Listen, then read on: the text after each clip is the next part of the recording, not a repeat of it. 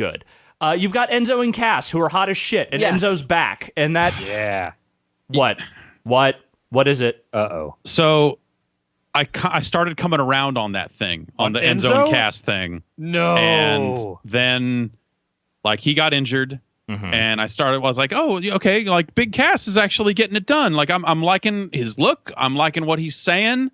Like, he comes across as really earnest. He's just like, hey, my friend got hurt, but I'm still here doing this thing. I'm still kind of doing the shout outs, and like, I'm just real, and I kind of got into it.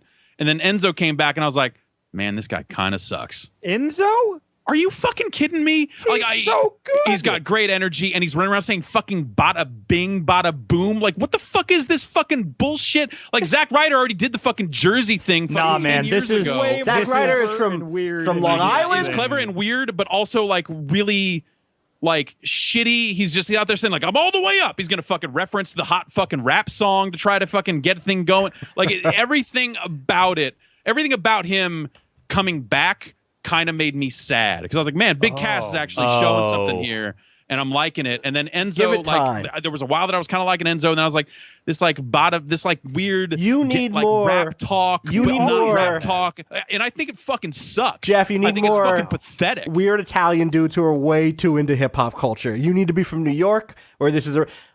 Man, my first college roommate was a dude named Frankie who was just Big Cass, except like a little bit shorter and a little bit more into Notorious B.I.G. And like I just have just a nice soft spot in my heart for these dudes. I was gonna say all those people sound like they suck. They do, but they have heart. And dude, nobody has more heart and more energy and frankly, like, is just more willing to go all over the fucking place in a promo and still somehow have it all loop back around into an actual logical through line than Enzo goddamn Amore. I like a lot of what he's doing, honestly. But like, there are just half the words that come out of his mouth make me groan in disgust. You need to fucking shut up. Like, he just seems like a sketch of like it seems like he watched a lot of wrestling 15 years ago and then just went with that. Yeah, like, but he's really good at that. He's really good. Road Dog, Jeff. He's so much better than the Road Dog. He's better than the Road Dog. He's a million times better than the Road Dog. I don't know, man. Like, his look. You just need to get comfortable saying like this weird, like, wow. Like, I can't get behind you because you just seem so lame. Think of it this way: in the middle of a wrestling ring. Yeah, that's a good point. Who would dab? I looked on Twitter. I saw. Really? Were other wrestlers dabbing? Yeah, there were other wrestlers that are part of popular tag teams that also would occasionally dab. Yeah. Think of just Enzo. Search Marty Jannetty dab on Twitter until something comes back, and it's magic. Think of Enzo as the next logical step in evolution of Spike Dudley. And I mean that not so much in the talking, but in like he is a thing that is flung at other wrestlers. He is not actually like. He's not there to be, your tough guy world champion. He is just this little ball of energy that you can throw at things and just clobber. And he just keeps getting up and keep coming back for it. And also he can talk. Yes.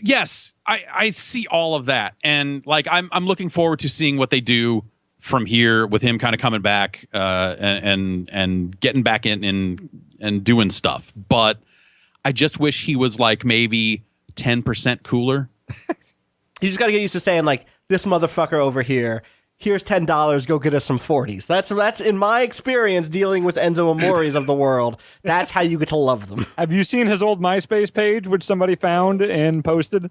No. It's great. Just look up Enzo Amore MySpace page. Good.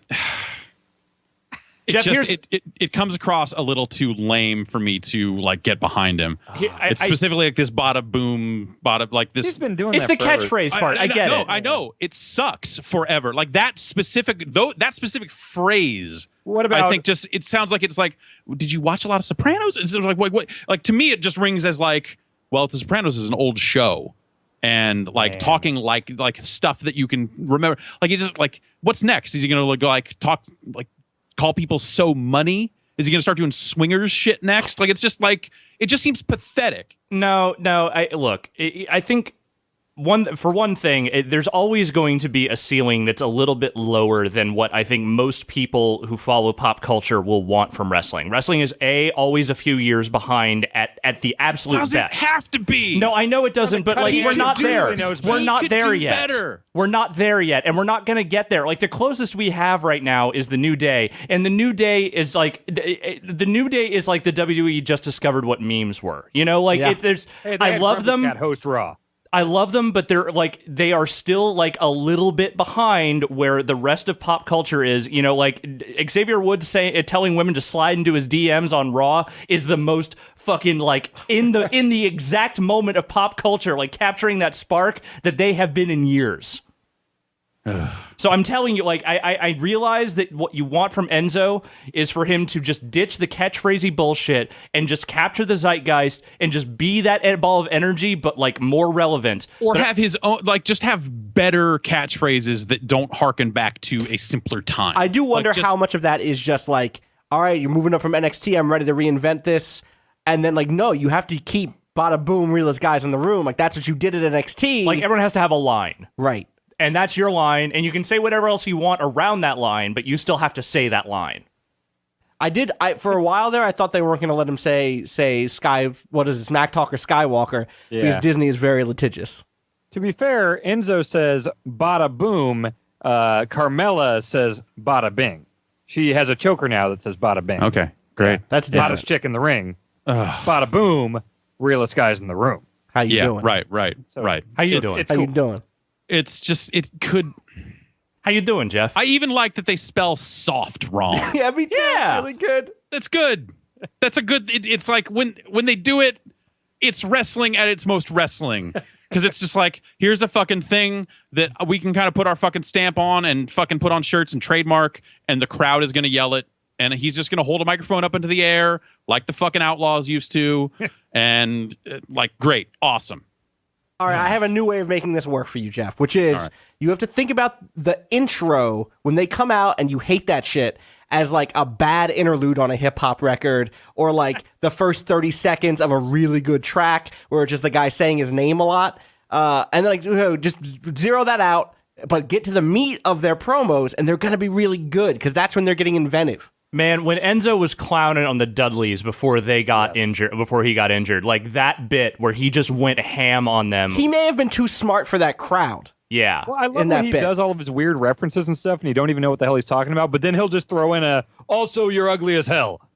Like, I like that when he just gets really serious. He can about play that. high and low. Yes. I just wish they would refine the bit. Like, it's just They're young. There's time. they're so close to having it all. There's so much time so for close them. to having it all. There's so much time for them. They were in NXT forever. They're still young though. They still got time to develop, and the crowd is already behind them. So like, there's ample reason to think that they will at least give them the chance to refine that act over And the time. best thing that came out of that is like going into this stuff. Like, I thought Big Cass was super boring. No, he's great. I was yeah, just like, he just seems like a big dude. Like, I don't know. At least he's better than Baron Corbin, I guess. And then like the time that they've given him with Enzo out, I think has benefited both of them. And that's what happened in NXT too. Yes. Like when Enzo broke his leg, like and that kind of forced Cass to sort of like define himself a little bit more. Like that's when he started to actually gain a personality.